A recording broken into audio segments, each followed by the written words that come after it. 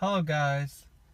The last weekend I decided to replace the spiral cable at my Infiniti g35 because those steering wheel controls were not working.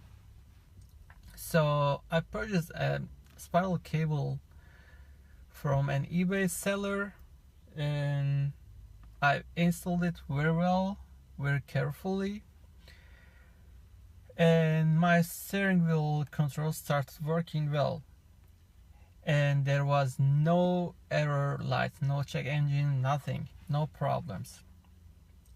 However, when I tried to turn left or right, or when I go into a roundabout, I start to get a sleep and VDC off lights at my dashboard.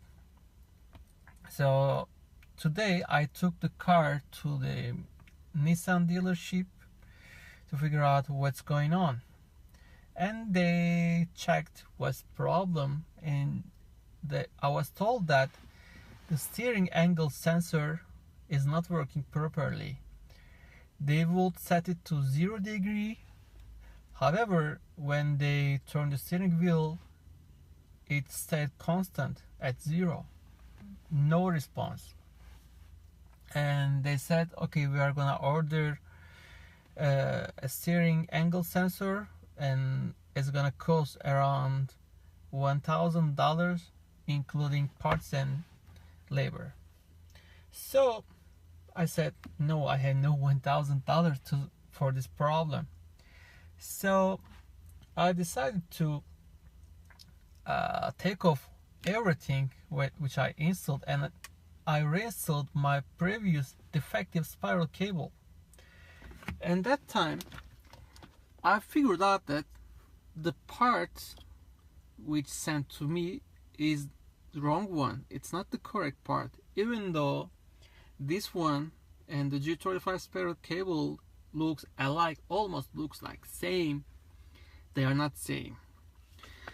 At the steering angle sensor, there are two hinges.